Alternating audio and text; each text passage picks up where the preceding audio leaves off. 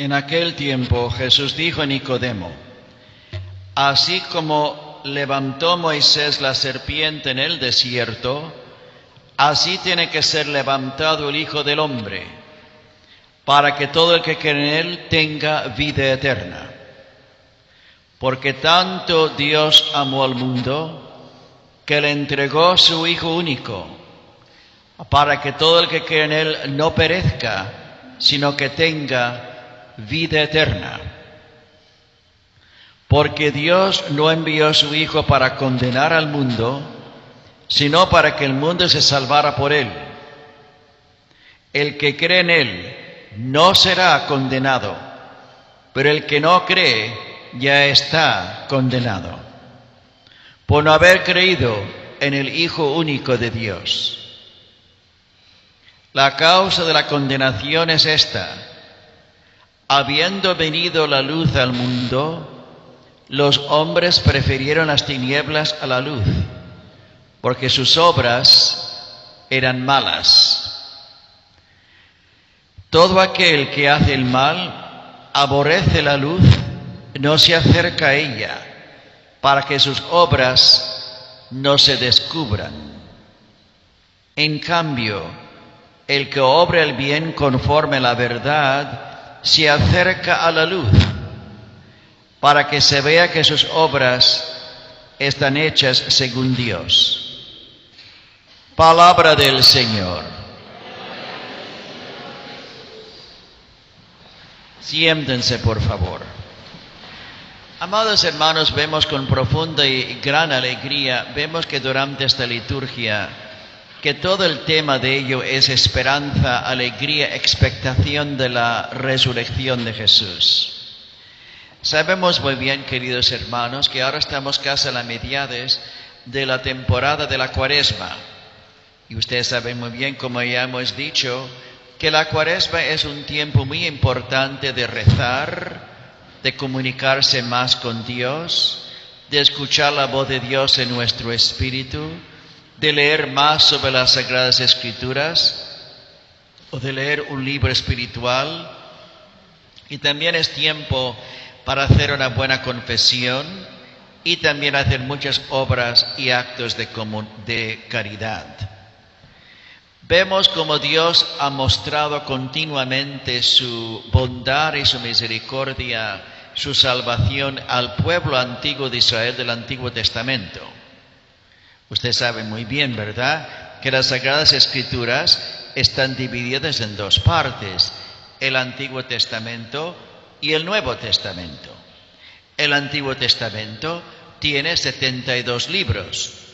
El Nuevo Testamento tiene 27 libros.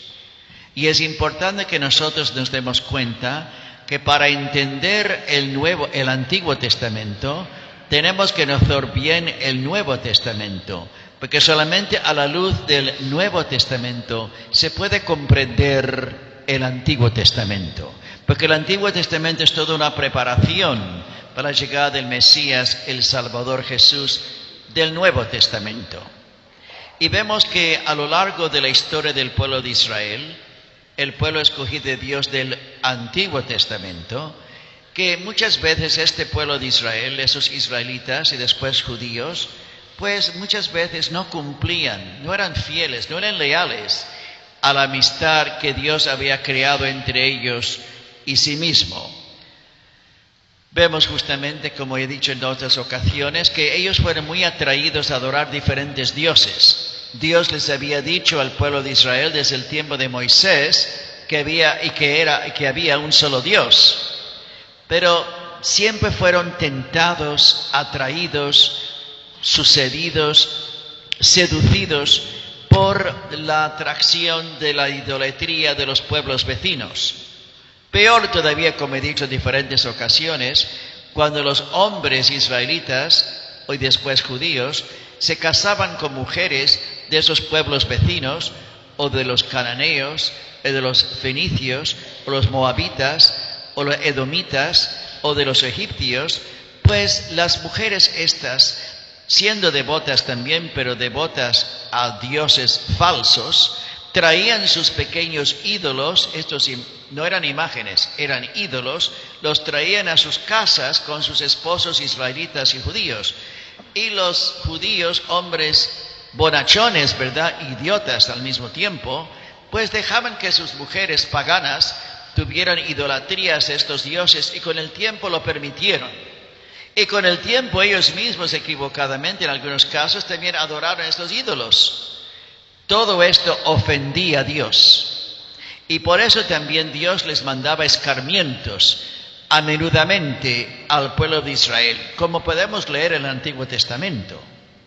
Es muy interesante ver el Antiguo Testamento como Dios castiga o escarmienta a menudamente al pueblo de Israel, que es tan terco en comprender y aceptar lo que Dios exige de ellos a través de la predicación de los profetas. Entonces, en una ocasión, por sus idolatrías, por sus faltas de cumplir los mandamientos de Dios, por también ser egoístas y no tener caridad para con los enfermos, para con los pobres, una exigencia que Dios les exigía a ellos, entonces Dios a menudamente les enviaba sus escarmientos. Pero los escarmientos que Dios enviaba al pueblo de Israel no fueron nada bonito. Por ejemplo, el último gran escarmiento fue cuando Dios permitió que los babilonios, que era un pueblo feroz del norte de Irak, que se llaman los caldeos, llegaran al pueblo de Jerusalén y destruyeran el pueblo de Israel. Lo quemaron, lo destruyeron y llevaron a los hombres y mujeres de alcurnia y de cierta aristocracia y de cierta artesanía, los llevaron todos arrastrados como esclavos a Babilonia. Y ahí se quedaron por 70 años. Y durante esta temporada de 70 años, ahí es durante esta época, como ya he dicho en otras diferentes ocasiones, este pueblo exiliado de judíos empezaron a reflexionar sobre sus vidas y se dieron cuenta que todo eso le había sucedido a ellos por su gran infidelidad, por su gran falta de lealtad al compromiso y la amistad entre ellos y Dios. Pero Dios, siempre siendo misericordioso con ellos, después de tremendos escarmientos, ¿verdad?, siempre les ayudaba a liberarse, siempre les ayudaba a salvarlos, siempre les enviaba figuras típicas de un Salvador, pero solamente señal del auténtico Salvador que es Jesús.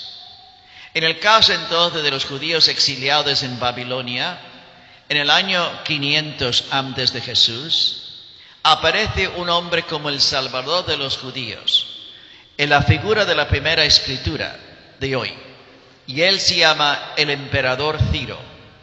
Este emperador es una gran figura histórica. Es una gran figura histórica porque era una persona diferente a los emperadores atroces y feroces y crueles de los anteriores imperios del Medio Oriente. Él no era como los emperadores de los sirios. Él no era como los reyes de los babilonios. Él era un hombre completamente humanitario, a pesar de ser un gran rey militar, que había extendido el imperio persa o el imperio iraní, porque los persas son los iraníes de hoy en día, desde los confines de lo que hoy en día es Turquía hasta el norte de la India. Y él tiene un concepto: darle libertad a todos los pueblos subyugados por él, darles su autonomía a condición que aceptaban a él como el emperador.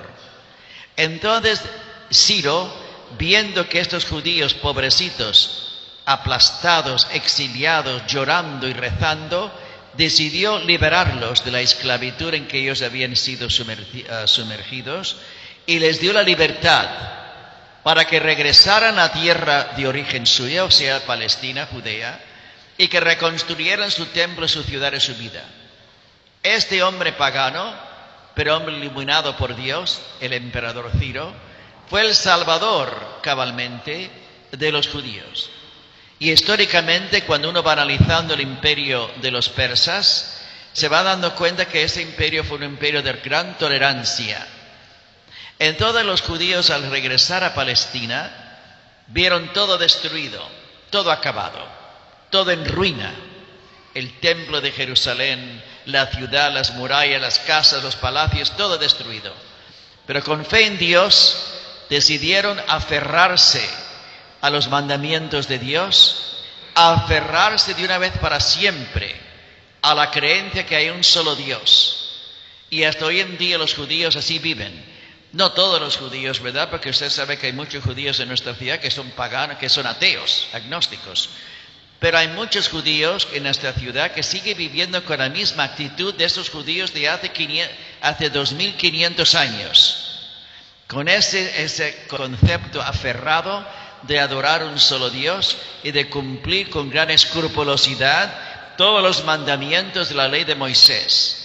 Esos hoy en día son los ultraortodoxos, los ortodoxos y conservadores judíos que vemos por todas partes de la ciudad, en especial en Brooklyn. Entonces vemos cabalmente como el emperador Ciro, como digo, es un reflejo del gran Salvador que vendrá para con nosotros. Y esto es Jesús. Jesús ya no necesita las leyes de Moisés. Jesús ya no necesita los sacrificios de animales como en el tiempo del Antiguo Testamento. Jesús necesita otros sacrificios, el sacrificio de nuestro corazón, el sacrificio de nuestro amor en nombre de Jesús para con los demás.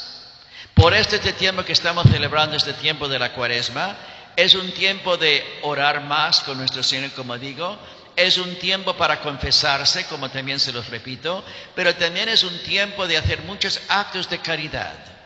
Muchos actos de caridad que complacen a Dios, porque es lo que Jesús pide de nosotros y es la forma en que Jesús vivió en el Nuevo Testamento. Lo que era Ciro es un reflejo de un Salvador.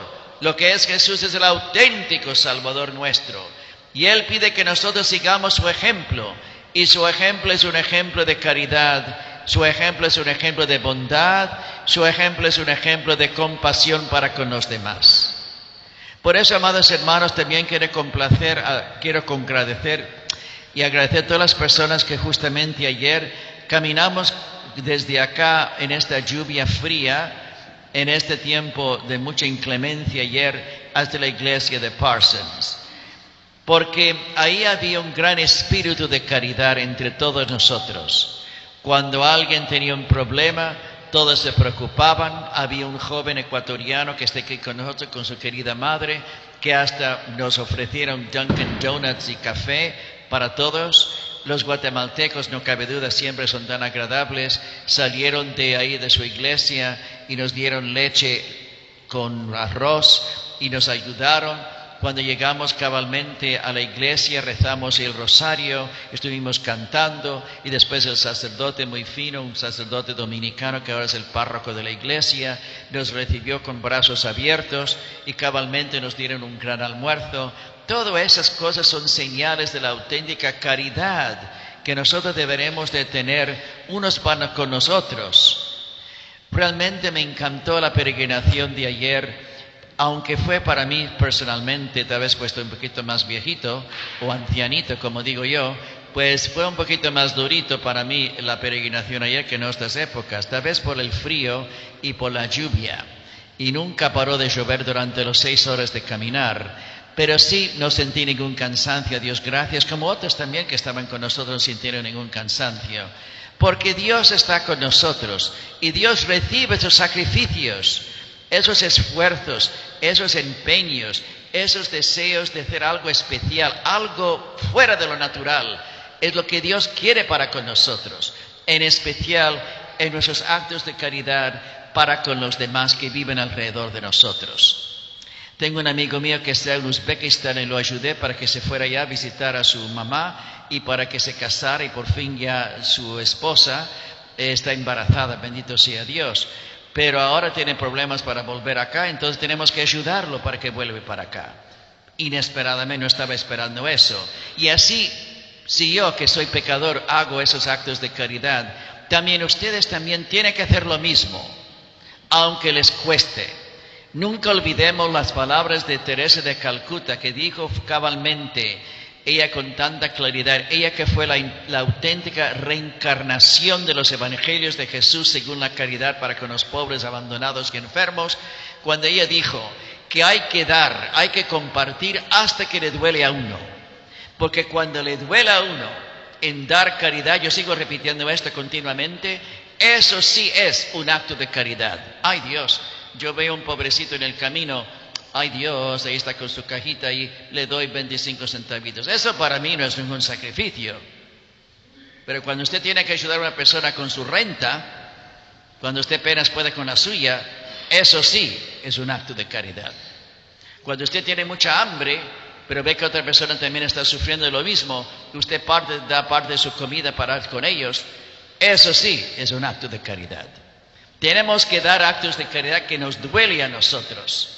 Naturalmente Jesús no quiere que nosotros suframos tampoco necesariamente, pero sí hay momentos en que tenemos que hacer esos actos en nombre de Jesús, para que Él vea que nosotros somos sinceramente cristianos y sinceramente católicos, no solamente de palabra y de labia.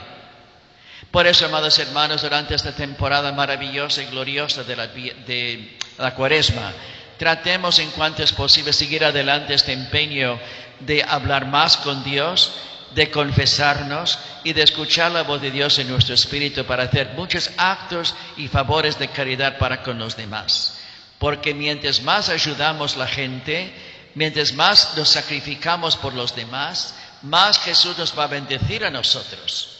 Solamente en esta forma es que Dios va a poder alegrarse y complacerse con nosotros. Tenemos que preguntarnos, por ejemplo, ¿por qué es que los judíos, a pesar que es un pueblo tan pequeño, hasta hoy en día, tienen tanta prosperidad? Yo me pregunto continuamente esto. Porque ellos se ayudan a sí mismos. Los judíos es una gente de un temperamento muy fuerte, no cabe duda, todos ustedes conocen judíos en su experiencia de vida. Tienen tendencia a ser un poco peleoneros, algunos entre ellos.